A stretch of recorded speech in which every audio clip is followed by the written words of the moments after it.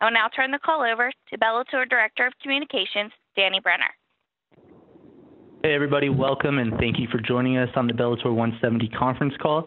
On today's call, we've got Bellator President Scott Coker, Tito Ortiz, Chael Sonnen, Brennan Ward, and Paul Daley. The event takes place at the Forum in Los Angeles and airs on Spike TV Saturday, January 21st at 9 p.m. Eastern. For those media members coming in for the fight, we'll be kicking off Fight Week schedule Wednesday, January 18th, so please plan your travel accordingly. With that, I'll have Scott make some opening comments, and then we'll get right into the questions for the fighters. Hey, thanks, Danny.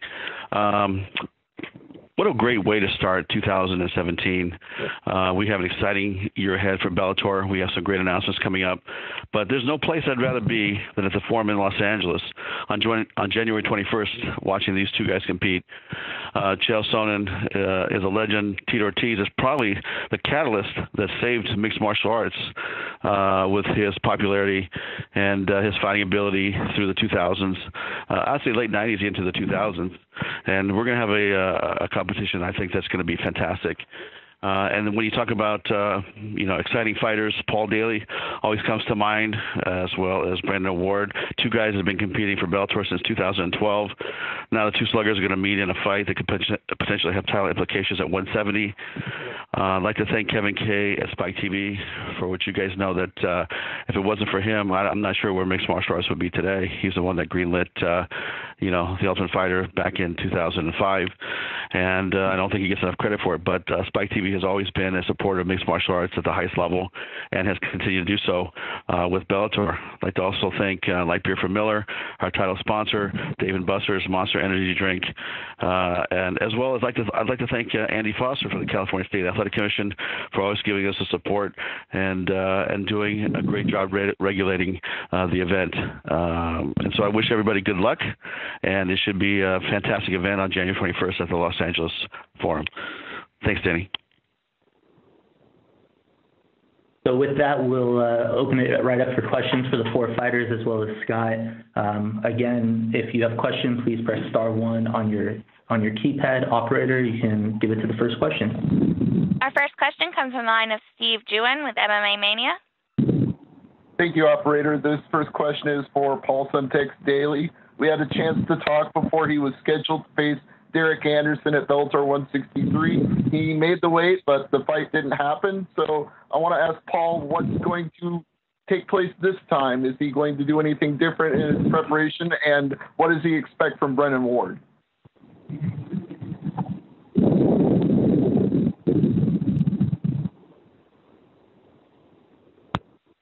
Hello, is Paul there? Hello? Paul, your phone's on mute. Okay, yeah, like I said, things didn't go according to plan. For the last event I was scheduled to compete on, I made the weight, but it was what happened after making the weight, which was a problem. Problems that we had have been ironed out. We're on target to make the weight again, not so drastically this time. And, we should have everything, back on point as it has been and ready to compete in what is going to be the most exciting fight on the card. Well, speaking of that excitement, the next question is for Brennan Ward. Both of you have definitely delivered exciting knockouts in recent performances, so I want to know what your expectation is of the fight and if you think it'll be a quick showcase. Yeah, they don't just match two guys up like me and Paul for no reason. On a card like this, that could be arguably one of the biggest, probably going to be the biggest card of the year. It would be one of the biggest Bellator cards of all time. Like, you're not just going to put any matchups on there. They're putting this matchup on there for a reason because they know fireworks are going to go off, and they know this fight's not going to go the distance. Me and Paul, we end fights. It's what we do. So, we're going to put on, like he said, the best fight, the most exciting fight of the night, for sure. All right.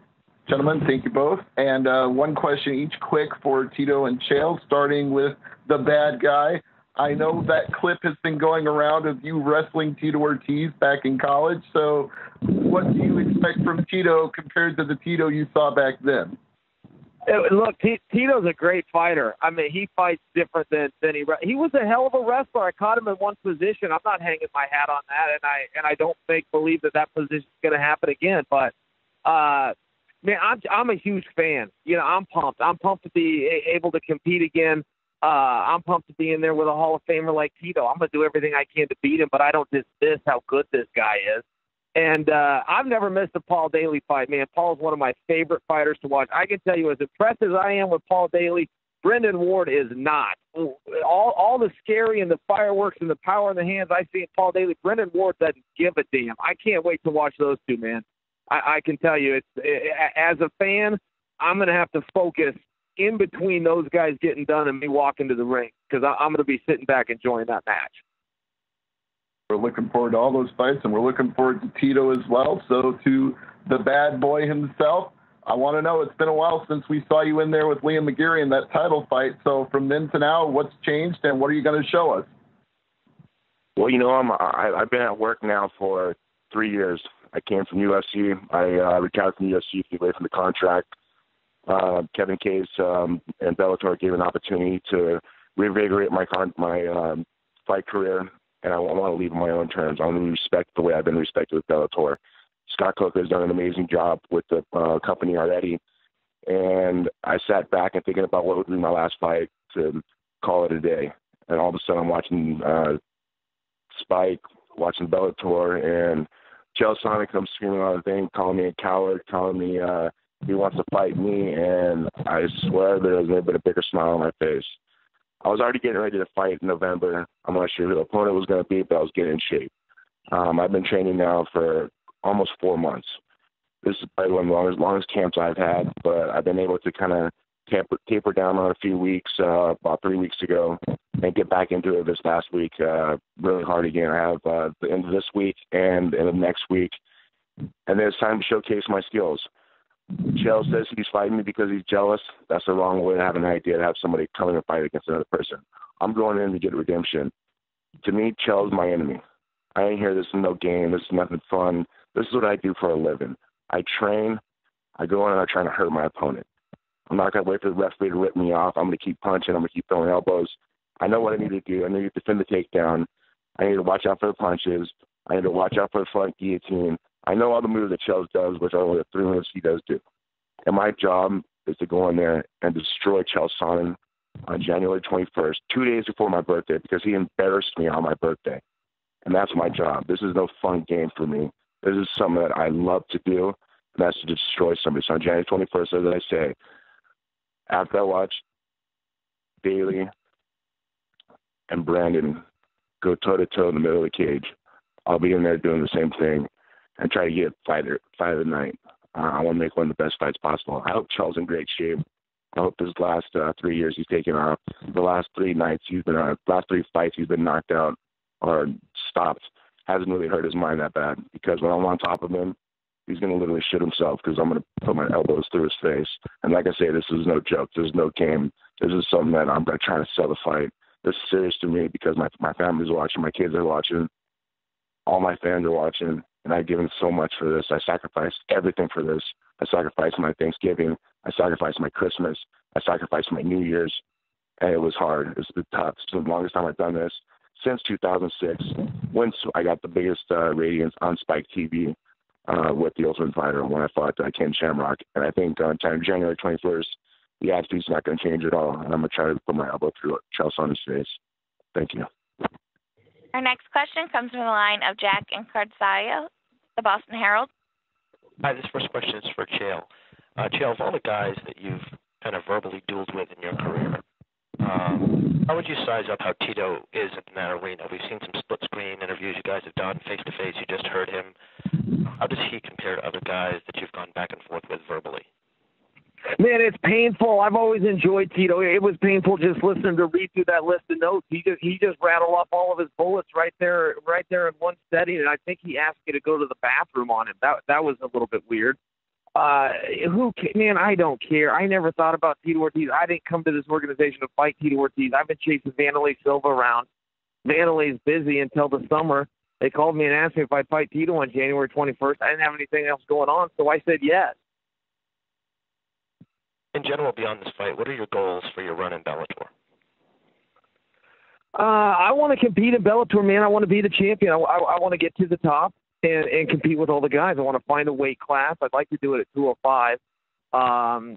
But I think there's opportunity at 185 too. And now we've got some signings at heavyweight and some of these catchweight matches. So I just think there's a lot of opportunity over there. I can tell you as far as training and working hard and being prepared and focusing on myself, that's what I do. And, I do it every day. And I will bring my skills, and if they're enough, I'll win. And if they're not, I won't. That's the way that this sport is played. And I'm just looking forward to competing with these guys, whoever it is. But I want to win these matches, whoever I'm matched up with. Coming back to compete in California with your history of that athletic commission and the out-of-competition tests you've already taken, how did you kind of look at that process? Were you surprised to get the out-of-competition testing? Was there an understanding it was going to be part of the deal to get you back in California? Were there any hiccups? I was surprised by it. I was at an event to commentate, and I got pulled in the back. But that's why the tests work. The out-of-competition test it's why they work. But I was not ready to be tested or know I was going to be tested. And no, I haven't thought about it a whole lot. I mean, it's part of it. You got to understand when you're a guy with my background that's just coming off a suspension, that's the way it goes. You're going to have focus, and you're going to have more tests. You're going to have more tests and regulation than other guys have, but that's just fair, man. You've been so open about your history with performance-enhancing drug issues, and I wonder kind of what message you'd have to fans as far as why they can be confident that there isn't going to be any disruption to this fight and this run-up. Well, I would never take a drug unless I thought it would enhance my performance. I've always thought that's a little bit of a weird term, but the rules are the rules, and there's things that are inbounds and out of bounds, and that's it. I lived on the other side of the tracks. You came in clean on fight night, and that doesn't happen anymore. Now it's around the clock, and there's out of competition like you brought up. I mean, the rules have changed, and you got to change with them. I was a little slow to get around to that, but I'm there now. Okay, and finally, can you just size up kind of the marketplace as you see it since you've left the UFC and since they've been purchased and all of these longtime fixtures are leaving that organization and Bellator is positioning itself as it is with these big fights on free TV. Just quickly your thoughts kind of on the state of the marketplace in 2017 and what if any changes you see. Look, I'm brand new. I only know two guys in the office at Bellator. I know Coker and I know Danny and I know Koga. I know three people. That's how brand new I am at this. I've been to two Bellator shows, one at the Mohegan Sun, one on the other side of the country in San Jose, and they were both sold out. The one in San Jose, I'm sitting there minding my own business, and down the ramp comes the greatest heavyweight of all time in Fedor Emelianenko. Coker signed him and didn't even say anything to anybody. I mean, the place is packed. The ratings are going high. Tito talked about it. He's got the highest rated fight, but he's got 4, 5, and 6 too. I mean, Tito does a great job. He brings a lot of attention and the buzz around Bellator. I've been blown away. I wanted to come to Bellator when I saw Ken Shamrock walk the ramp and Road Warrior Animal came out, and just the whole big production. I thought, man, this is awesome. And but the fans, the way they've come to it, I mean, I've been on both sides of the country, the Mohegan Sun, and then in San Jose. There's no more geography you could possibly go and stay within the states, and they were both sold out. I couldn't believe, the attraction that Bellator has come, the household name that Bellator has come. I used to tell people I was in the UFC, I'd explain what that was. I tell people I did MMA, I'd have to explain what that was. I tell people I'm in Bellator, everybody knows exactly what it is. They know Tito and I are fighting. Man, it's fun. Tito and I wrestled in that college wrestling match, and Tito can tell you there was 80 people there, tops. Nobody cared. We worked our asses off twice a day, every day, cut weight, lived right, went to school. It was a big sacrifice just to show off in front of 80 people, to show off in front of a sold-out arena, a records-breaking show. It's fun, man. And we get Daley and Ward to entertain us before we have to go out and take care of it. To Tito. Tito, first, do you want to say anything about Chael's comments on your comments earlier, kind of indicating you're reading from a script and all of that? Same old stuff, man. Chael just always reaches for grasping for roots, grasping for any type of branch he possibly can. This guy knows he can keep it off a little more than he can chew. And I'm going to show that on January 21st. You know, it's hard for him to listen to me talk. It is what it is. You know, I've been through 20 years of competition. I've won world titles. I stepped in that cage over and over and over again. Proof is in the pudding. And I'm sitting here, I'm listening to the tone that Chael has, and sounds like he's drowning. And on January 21st inside the cage, he's going to be drowning in his own blood. That's all I have to say. I told you he was out of bullets. I warned you ahead of time. Our next question comes from the line of Mark Piokas with Wombat Sports. Thanks for taking my call. First of all, Chael, congratulations on Celebrity Apprentice last night. Great to see you on the debut there. How's it Couldn't been have happened to a better guy. Yeah, and how's it for you to be able to balance the promotion for the Celebrity Apprentice, doing your ESPN gig, doing the podcast? How's it been for you to balance all that in terms of your training? Yeah, I've seen fighters have kind of a full plate and not be able to handle that. How are you handling that, Chael? Yeah, man, I hate days off. I hate it more than anything. When I look at my calendar for the next day, every night when I go to bed, I hate it if there's some gaps in there. So as far as training goes, I'm in the gym 3 hours a day. It's an hour in the morning, maybe even a little bit less. It's 2 hours in the afternoon, maybe even a little bit less. With shower, visit time with the guys, and the whole bit, I'm out the door in 3.5 hours tops. So that leaves me another 20 hours in the day, and I like to fill it. I don't like to sleep a lot, and I mean, that's just the way it goes. I like to stay busy, but nothing has interfered with preparation for the competition. I haven't missed a practice, a run, a workout, a sparring session. I go every day, whether I have a fight coming up. And I hear guys talk about fight camps, good for them. I don't run it like that. I go to practice every day, no matter what, twice a day, and there are parts where I'll pick up the intensity and work a little bit harder. There's parts where if I get tired, I'll go get a drink of water. You know, so that changes a little bit, but it's no different for me, man. I'm ready to go. I like doing this. That's it. I know you stated, Chael, that you like to that you've actually had a little bit more of a looser camp where you've been training with a lot of different other fighters, especially since you've been doing a lot of traveling. How's that been for you to be able to have access to some elite fighters in other parts of the country? You know, I love working out with other guys. I love going to different gyms, and that's something new to me. I didn't used to travel and have some of these opportunities, so I was just locked at home in Portland, Oregon. And we had a hotbed out here, man. We had, you know, way back, we had Dan Henderson and Randy Couture and Evan Tanner and Matt Lindley. You know, I could name drop for you, and it would really impress you. We had a really great system out here. But it dried up. Some of those guys retired. Some of them moved away. Some of those gyms closed down. So travel has been great. I've got a lot of rounds in, a lot of days with Glover Teixeira, you know, workouts with George St. Pierre.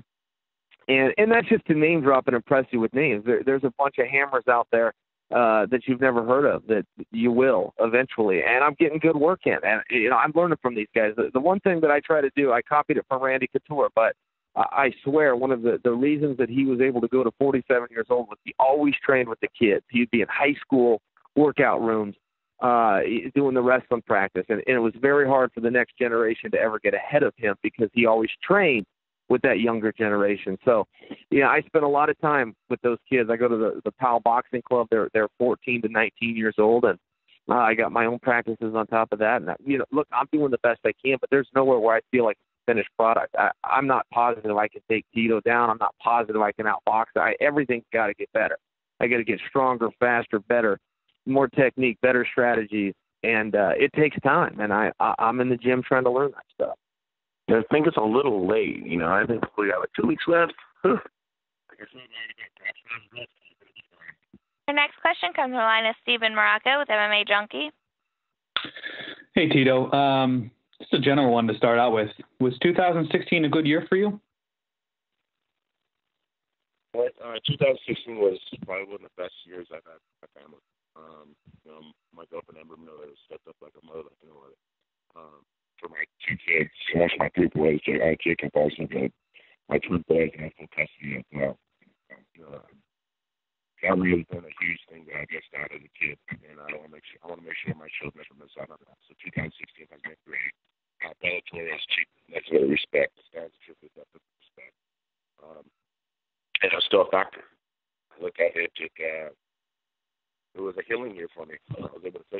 was able to start my camp at the end of August for this fight. Thinking I was going to fight in November. But at the same time, I think 2016 has been a invigorating year for my mind, for my body, and for my family, like no other. I'm very, very thankful for the things I've had, and I'm just excited to look forward to see what's going to happen in 2017, not only for myself, for my career, but for Bellator, and see how far Bellator is going to expand. What they did in 2016 blew my mind. I mean, some of the places they were able to visit, I wish I was able to go with them, but I think 2017 is just going to get bigger and bigger and bigger, where Bellator takes over and all the fighters around the world come to Bellator because they're treated with respect, as I was. Is your retirement in any way contingent upon beating Chael? No, not at all.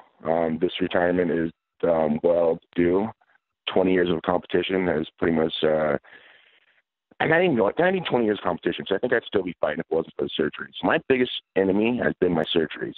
I had that ACL replaced my left knee, ACL replaced my right knee, 50% of my meniscus taken out of my right knee, L4-5, S1 fused in my lower back, C6, C7 fused in my neck, C5, C4 disc replacement, C4, C3 fused, reattached retina on my left eye, ganglion cyst removed in my left hand. Probably about 26, 27 concussions, thousands of stitches. I've been through the grinder. My biggest enemy, as I said, has been my body.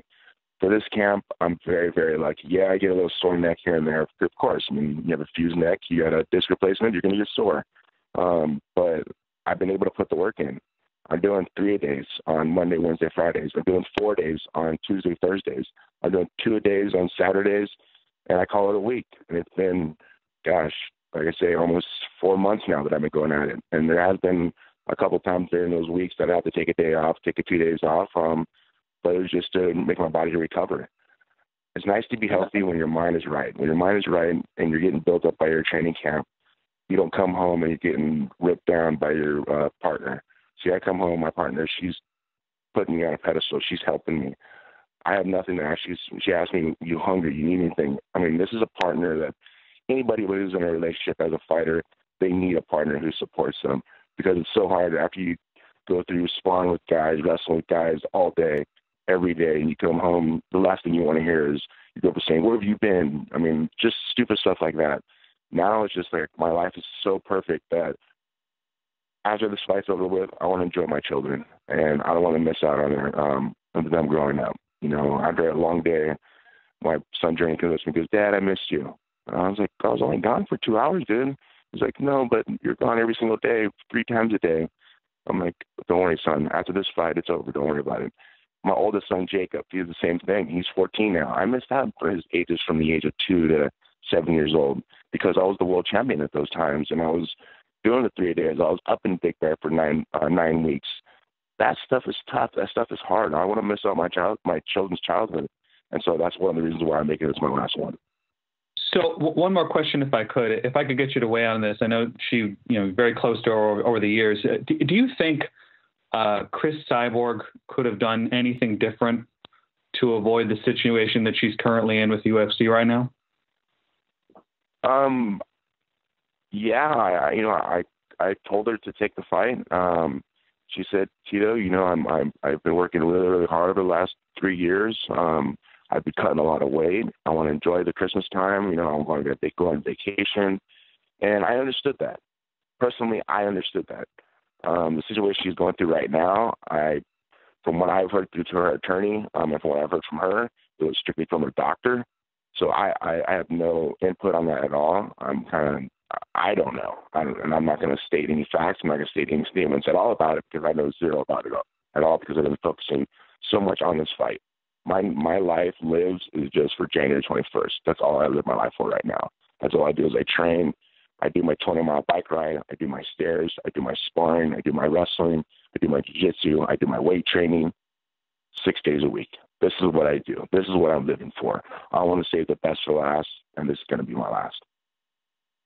Our next question comes from Alex Lee with The Score. Hi, guys. I've got questions for all of you, but I'll start with Paul and Brennan before coming back to Tito and Chael. Paul, last year you had a fight with Josh Koscheck fall through. Do you still see a rematch with him in the future after you take care of business at 170, or have you moved on from wanting to fight Koscheck again? Yeah, I've moved on from the whole Koscheck fight. For me, it's clear he doesn't want to fight.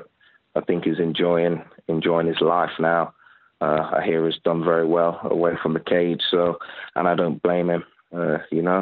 When you're sleeping on silk sheets, you don't really want to be getting in the cage with someone like me who's still hungry for the knockouts and entertaining the crowds. Yeah, it sounds like we might not get that one. Thanks, Paul. Brennan, I want to bring up a little bit of a sensitive subject. So you've had some legal issues outside the cage last year, but still managed to come back, knock out Sada Watt in November. Have those cases been resolved, and has any of this affected your training or preparation for your fight with Paul at Bellator 170? Yeah, it's no joke that I've been in and out of trouble, for pretty much my whole entire life. But no, man, I've always worked around it. I was in shitload of trouble when I was in college, and I was able to be, an NCAA national runner-up. I made it this far. I got my act cleaned up. I got those issues resolved. And somehow, dude, I always come out. What seems like a shitty situation, I always turn it around. Come out on top of it. Look at me now. They thought I was going to go away for a while. Ended up beating the case. Now I'm fighting on the biggest card with three legends. Paul, Tito, Chael. I mean, come on, man. Everybody knows who these guys are. I'm lucky. I'm so fortunate to be able to turn my life around and fight on these big cards. With guys. I mean, shit. I was watching. Tito. I was fortunate enough to live with Tito and help him train for a fight. Now I'm fighting on the same card as him, and that's a guy I would watch when I was in high school. Shit, Tito, not to age you, bro, but probably younger than high school. You know what I mean? And so yeah, man, legal trouble's behind me. Just gonna turn over a new rock, if you will, and get it done on the 21st, baby. Thanks, Brennan. Tito, what does it mean to you to hear someone like Brennan, up and coming fighter, good fighter, say something about you? How much you influenced him. What does that mean to you? Brennan Ward is an awesome individual. The trouble that he's gotten into, we all make mistakes. We all make those child mistakes that we don't think twice on doing. Maybe we should have thought twice. I've been through the same type of thing myself. Being a bad boy always don't come by just something you're given. I made some mistakes, and I've never made a mistake twice. And I hope Brennan Ward actually looks at some of the things that I've done in my past and going, I'm not going to do those same things, and look at things that he's done in his past and saying, hey, I'm not going to do those same things also. When Brennan came to stay at my house, man, he was the most gentleman, kind guy, not only to me and my girlfriend, but to my kids also. My kids would be happy and excited just to like, when's Brandon coming back? Is Brandon coming back? I'm like, yeah, hopefully soon. And we're supposed to train for this fight. He's going to come help me, but I know he had his hands full with Paul Daley, so he's getting his work done at home. But there's so many other fighters that do look up to me, you can hear Chael talk about how jealous he is of me, and there's a jealousy factor of him to get a fight with me, and the jealousy got himself into a fight. I just try to pave the way for all these fighters that are up-and-comers the way that I've always wanted to get it done, with respect, integrity, and determination as an athlete. This is a competition, but for me on this fight on January 21st, it's a fight. It's not a wrestling match, as people seen what Flow Wrestling put out there. And when I seen that for the first time was 2 weeks ago. I'd never seen it since that night. I never even knew Chael even shot a little single arm. I never knew I could turn those single and muscle him off me as easy as I did. But when I tied up with him, I saw myself stop for half a second. He took advantage of it, hit me in a headlock, and put me on my back. I couldn't get off. He was a Greco-Roman guy, working, of course, with Matt Lynn, as he was saying. Randy Couture was his coach at the time, working with Dan Henderson, working those guys over at Quest. The Greco was their number one, and that's what they love to do, dirty box, inside clinch. And it's great to kind of remind myself to those things again, because I'm going to go back, or I went back to my old fight with Randy Couture, and I've looked at the details that I've got, that I've messed up those little positions. But like I say, man, just seeing these young guys that are coming up, it's time to pass the torch on and live my life in a normal fashion and not as a fighter, because I know all the fighters, the guys on the line right now, we sacrifice so much just to entertain the millions of fans that watch on Spike Television. Thanks a lot, Tito. I just want to pick up on something you said there for my last question for Chael. Chael, he said you might be jealous of him. That's a little bit new. What are your comments on that? Is there any professional jealousy there? Yeah, absolutely. You know, I wanted to be an MMA fighter when I was in college, and to remind you of that timeline, it was a totally different landscape. People weren't watching; they didn't know what it was. Finding it on TV was tough. It survived on the internet, but I knew exactly what it was. And when Tito and I wrestled, he'd already been through the UFC, fought in a tournament. He either won it or he was second. I remember he fought a couple of guys on one night. I was a big Tito fan, and he also stood out. He had the blonde hair. He had tattoos on the back of his arms. I trained some with Tank Abbott, so I knew all about Tito. And you know, I cheered for him and rooted for him in every one of his fights, all of them except this one, as a matter of fact. So I mean, yeah, that is true. He got out of college before I did, and he went on and got his opportunities. And I always watched him, and I was always jealous of him. I still think he's had a remarkable career and a run. And you know, Coker talked about at the beginning of this call, but the sport as a whole stayed alive because of Tito Ortiz and his charisma and some of the stuff he did on top of his fighting ability. So, yeah, man, that's a true statement. I wanted what he had.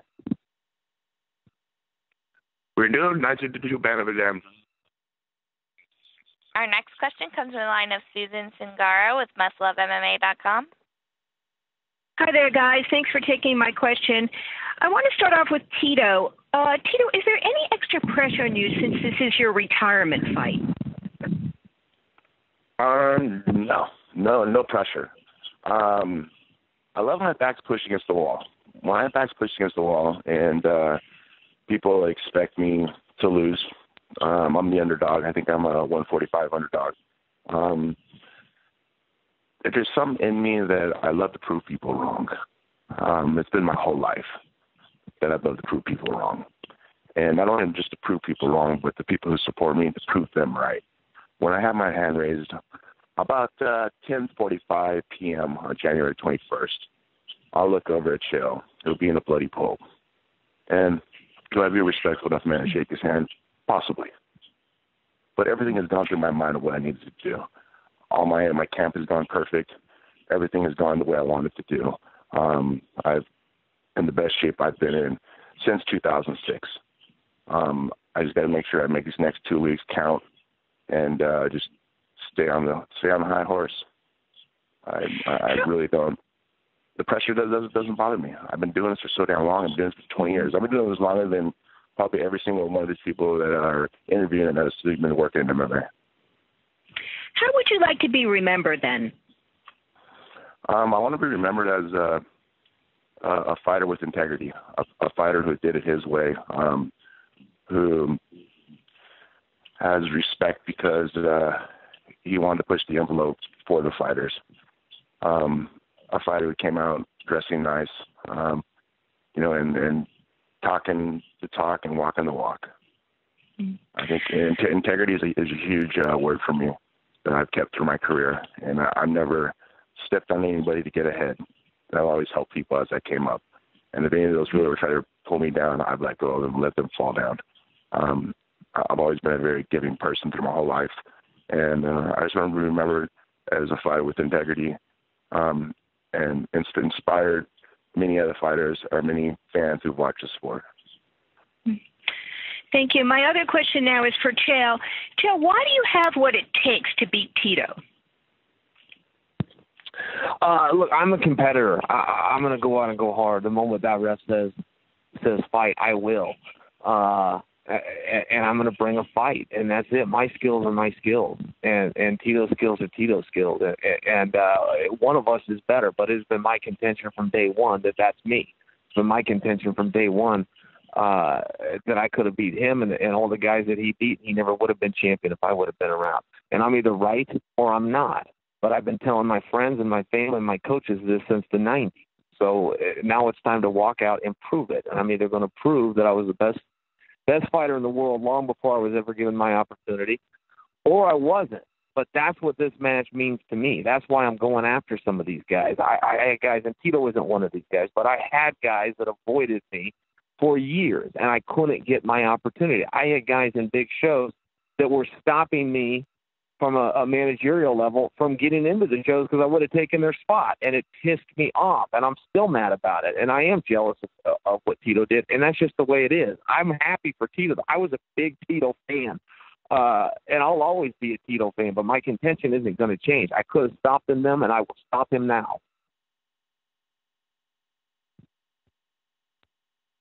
Just another reminder, if you'd like to ask a question, please press star 1 on your telephone keypad. That's star and the number 1. We'll take a couple more questions. Our next question comes from the line of Steven Morocco. Hey, Chael, to follow up on that, calling out guys that were avoiding you, what's your understanding on Wanderlei Silva's comeback at this point? So I don't get to know anything. I was live in the building on the microphone and didn't know Fedor was about to walk the ramp. So one thing Bellator can do is keep a secret. I'm only as good as the information that I read, and usually when there's smoke, there's fire in this business. I believe, based on things I've read, that Wanderlei Silva is tied up or is soon to be under contract with Bellator. I also believe, and this is public, I just haven't confirmed it, so I do believe it's true, that his suspension or whatever it is he went through that was delaying him from getting a license is almost up. I think it's up in May of this year. So, look, the next time I see Wanderlei Silva, I'm going to be fighting Wanderlei Silva, and he will tell you the same thing. And the goal is that will be inside of a ring on an appropriate time. But the next time I see him, I'm going to be fighting him. And Scott, do you want to give us an official word on that, where Wanderlei Silva's at and his injury recovery, and also officially with the promotion? Yeah. There's two parts of that question. One is he is still injured. He was going to fight in the Rising tournament, and then he pulled out because of the accident that he was in recently that has not healed yet. But it looks like he'll be ready to go sometime in the summer. And, Wanderlei Silva is currently under contract with Bellator, so we have him for multi-fights, multi-years. So I think it's just a matter of time, and hopefully we'll be able to put that fight together. And Chael says he wants to get into the title mix. What would he have to do to convince you that that's a reality for him at this point? I mean, it all starts with the 21st. That's something that we can talk about after the fight on the 21st. And do you see him as a 205er or a 185er or something else? That's really up to Chael. I mean, the one thing in talking to Chael, before we all agreed to this contract was that he said, look, I'll fight whoever you want in the 205s, 185s. I can fight heavyweight. I'll fight Fedor for you. I'll fight Rampage Jackson for you. And I believe him. I don't think it matters to him. He's a professional athlete, professional fighter, and he'll fight anybody that we throw in front of him. But that's something that Stephen, we could talk about after this event, because this is a big fight for him, and it's a big fight for both of them. And let's see what happens on the 21st. Our next question comes from the line of Jack Encarnacio with the Boston Herald. I just wanted to ask Tito the same question I'd asked Chael. Tito, looking back out on your career and the changes in the business since you got in, what do you make of where the industry is at, the industry you're going to leave in retirement, with the UFC, with new ownership, Bellator positioned as it is? What do you see out there as far as issues and the landscape? The landscape in general, I think it's skyrocketing. And you've seen how great Bellator has been going across the world, not only just here in the United States, as Chael was talking about, going from Rico Sun all the way to, San Jose being sold out, but going across the world and being sold out. It's just amazing seeing how many MMA fans have an opportunity to see Bellator. Bellator stepped up, and he's making this happen for this company. I mean, he did the same thing with Strikeforce. That's why UFC bought it out. Now fighters get an opportunity to be exposed to all MMA fan base, and not to be held down, not to be kind of guided the way they want to be guided.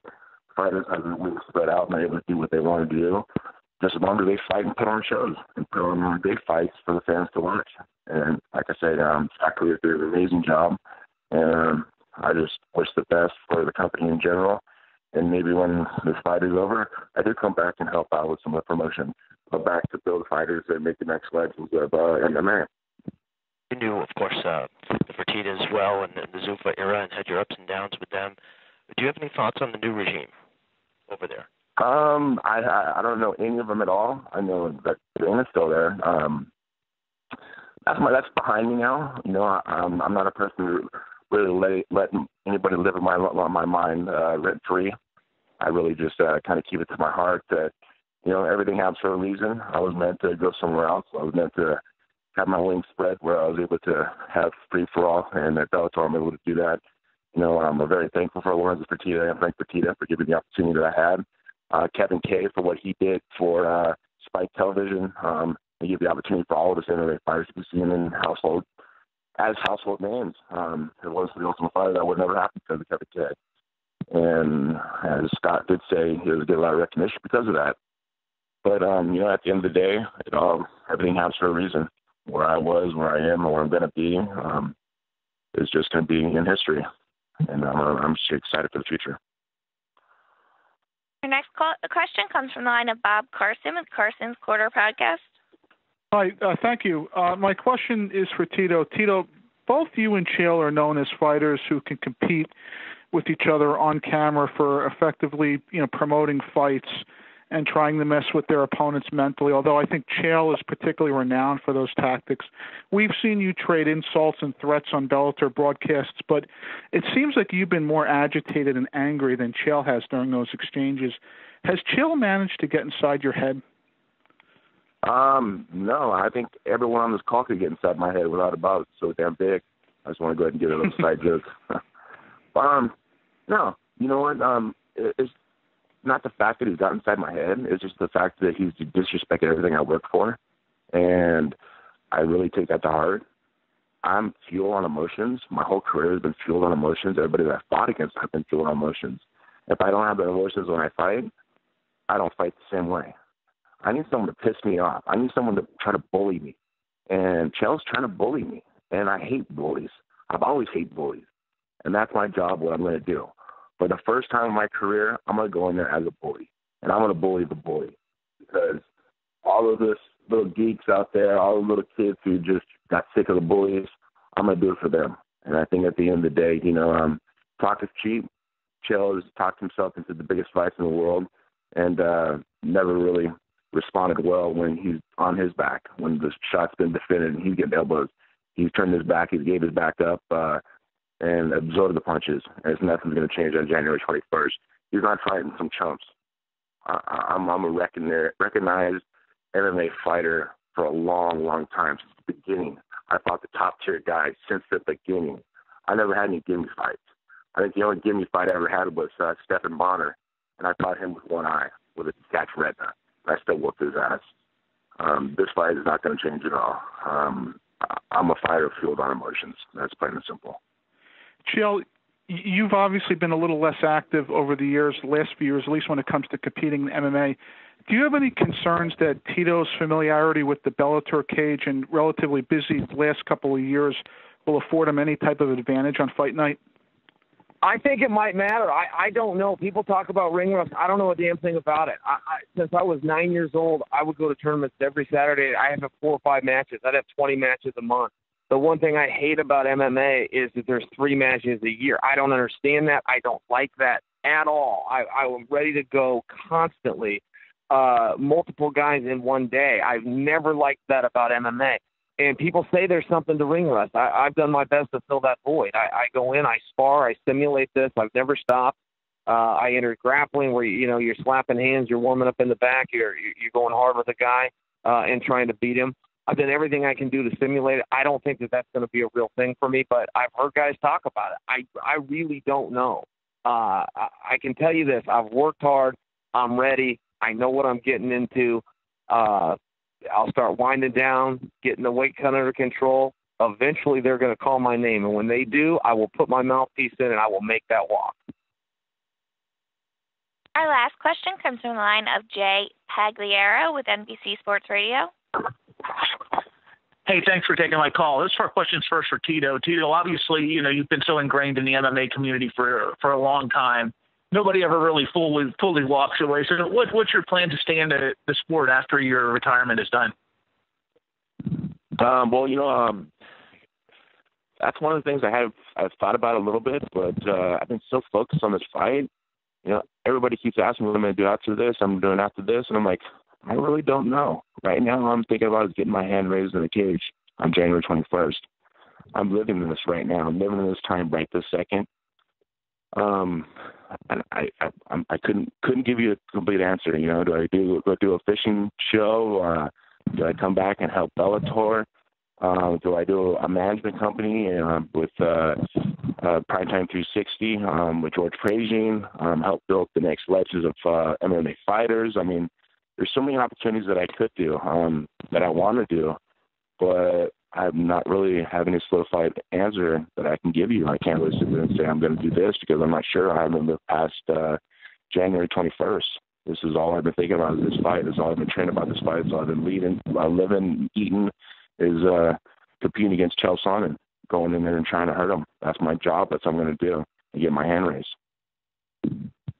Thank you, Tito. Next question is for Chael. Chael, I know you're not one to look past this fight, obviously, for good reason. But next fight, I know you said Wanderlei Silva is on your hit list. But you have a choice between Wanderlei Silva or a potential title shot. Which do you take? Title shot. I mean, look, Wanderlei is my entire driving factor. I thought I was done with this sport. My race was ran. But I got unfinished business with Wanderlei Silva. But if you're asking me about a title, I'll take the title, and then I'll go fight Wanderlei Silva. But, title shots are hard to come by. Wanderlei, that's a personal thing, It would be tough. Emotionally, it might be Wanderlei, but I would think that through logically, and I would take the title shot. All right, great. At this time, we're just going to wrap things up. We'll have some closing remarks from each of the fighters. We'll get started with Paul Daley if you want to give your closing remarks, and we'll wrap this up. Yeah, it's been entertaining listening to Chael and Tito. I do want to say that, Tito is one of the reasons I'm also in the sport, From the UK, Tito was always on everybody's lips when mentioning the Ultimate Fighter, and he inspired me to dye my hair blonde, which was a little outrageous at the time. A little black kid with a London accent running around with blonde hair, so thanks Tito for that. But yeah, looking forward to Bellator 170. Both me and Brendan Ward are going to bring it. It's going to be an entertaining fight. He has a wrestler and he also has a knockout power. I'm always in against wrestlers. I like to think I have solid takedown defense, and my whole career has been built on knocking people out, so it should be a great fight. Thank you. Thanks a lot, Paul, and then we'll go to Brennan Ward for your closing remarks. Yeah, no, it's been a pleasure talking with everybody. Like what Paul said, man, we're going to go in there and fireworks are going to go off in our fight. I know, Chael and Tito are going to throw down. I just, I don't hope that we're going to live up to the hype behind these two fights, man. I know we're going to live up to the hype, and I know that us four, we're going to put on a show that people are going to remember for a long time. So, man, I know all four of us are going to bring it, and I couldn't be more excited. Thanks, Brennan. And then Chael. On January 21st, the bad boy and the bad guy are going to fight. Look, this is the biggest fight in Bellator history. This is the biggest fight of 2017. We are going to set the bar, and everybody else is going to chase us after this. I am a numbers guy. I had all of the numbers before I left the sport. I lost them all when I retired. But had I not retired, I would still have those numbers. And it's like Marshall Mathers once said, they can walk like me, talk like me, dress, act, not give a dang like me, and they just might be the next best thing, but they are not quite me. Thanks, Chael. Tito? Well, I think Chael was just talking about me. I appreciate that very, very much. And you can never be like me. On January 21st, you're going to see what Ground Pound is truly like. I want to thank everybody for being on this call. This is my last time I'll be stepping in the cage. I'm excited. I'm in shape. I'm ready to kill. This fight is not a competition. This fight is not a wrestling match. I'm going to try to destroy Chael Sonnen. No hard feelings. This is competition, but at the same time, this is survival of the fittest. Paul Daley, Brennan Ward, you guys, wish luck to you guys the rest of your camp. Chill on doing the training so you don't get injured. And I expect you to step in the cage and fight. Expect for a war, dude. You better be ready to fight for your life, because that's what I'm fighting for. I'm fighting for my life. On January 21st, people are going to see the best of Tito Ortiz. Scott Coker, guys, I appreciate everything you've done for me. I'm about to like the star I am, man. And this is going to be an amazing, amazing fight. Thank you, guys. And once again, let's make America great again. Well, there you have it, guys. If you're in the LA area, tickets are now on sale. Limited tickets do remain, and the fight will air live and free on Spike January 21st at 9 p.m. Eastern. We'll see you guys at the forum. Have a great day. That concludes today's conference call. You may now disconnect your lines.